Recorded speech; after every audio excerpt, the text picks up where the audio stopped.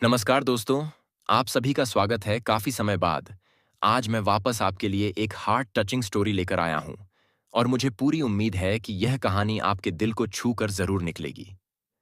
तो आपका ज़्यादा वक्त ना लेते हुए मैं इस कहानी को शुरू करता हूँ। Motivational story in Hindi. एक बार की बात है।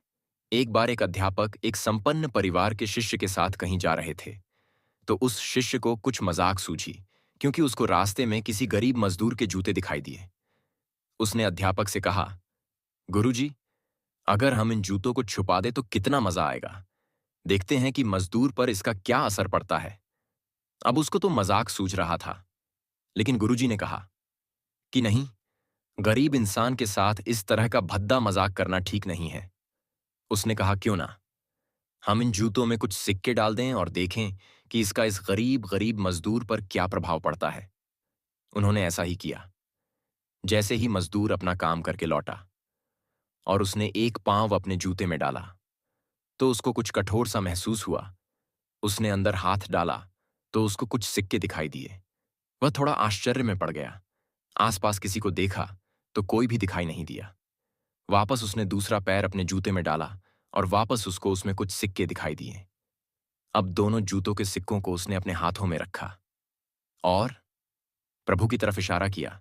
हे प्रभु, पता नहीं किस भले मानुष ने यह सिक्के मेरे जूतों में छुपाए हैं, लेकिन जिसने भी छुपाए हैं उसको मेरी दुआ है, ताकि इन पैसों से मैं अपने बच्चों और पत्नी के लिए कुछ खाना और दवाइयां ला सकूंगा।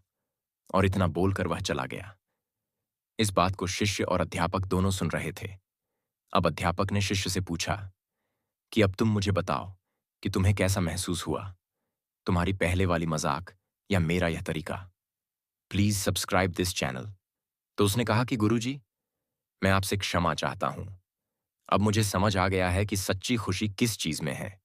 जब हम किसी की मजाक उड़ाते हैं तो हमें कुछ पल का आनंद मिलता है, लेकिन इससे हमें बद्दुआ मिलती है।